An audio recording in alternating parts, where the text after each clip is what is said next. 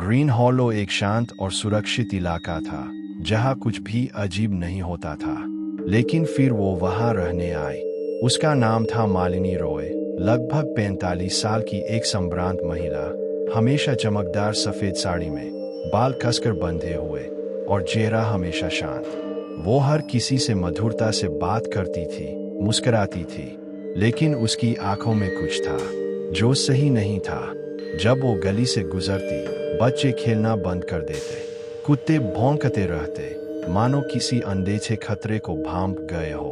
उसके बगीचे में कोई पौधा नहीं उगता, लेकिन उसके गुलाब हर बार खून की तरह लाल और परफेक्ट होते।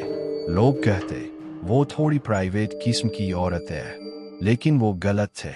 मालिनी रॉय के आने के कुछ ही समय बाद अजीब घटनाएं शुरू हो गई।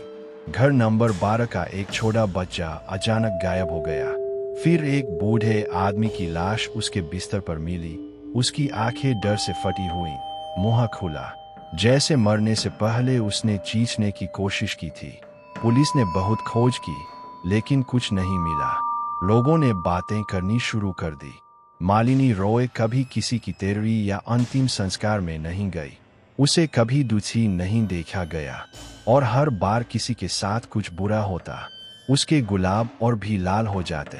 रिया शर्मा 17 साल की मालिनी रॉय के बगल में रहती थी। बोल्ड, निडर और बहुत ही जिज्ञासु। एक रात जब सब सो रहे थे, रिया चुपके से छत पर चढ़ी और दूरबीन से मालिनी के कमरे में झांकने लगी। जो उसने देखा, उसने उसके रोंगटे खड़े कर दिए। मालिनी आईने के सामने खड़ी थी, लेकिन आईने में जो दिख रहा था वो उसका चेहरा नहीं था। वो चेहरा जला हुआ, भयानक और खोखली आंखों वाला था। उसका मुंह अस्वाभाविक रूप से फैला हुआ था। वो किसी अजीब भाषा में मंत्र बोल रही थी और हाथ में खून से सना हुआ गुड़िया पकड़े थी। पीछे जमीन पर मोमबत्तियां जली हुई थीं, एक तारे के आकार में। रिया पीछे हटी और लगभग छत से गिर पड़ी। अगले दिन रिया ने सबको बताया, माँ बाप, पुलिस, पड़ोसी, लेकिन कोई नहीं माना। मालिनी जी तो बहुत अच्छे स्वभाव की है, सबने यही कहा। रिया ने तय किया, सबूत जुटाना ही होगा। रात को वो फोन और टॉर्च लेकर चुपचाप मालिनी रॉय के घर में घुसी। बेसमेंट का दरवाजा थोड़ा खुला हुआ था। अंदर दीवारों पर अजीब प्रतीक बने थे और फर्श पर गोल घेरे में रची थीं डरावनी गुड़ियाएं। कुछ की आंखें असली लग रही थीं और कुछ में इंसानी दांत लगे थे। और तभी उसने उसे देखा, एक पिंजरा। उसके अंदर था घर नंबर 12 का लापता बच्चा, कमजोर, गंदे कपड़ों में, बेहोशी की हालत में। रिया चौंक कर पीछे मुड़ी।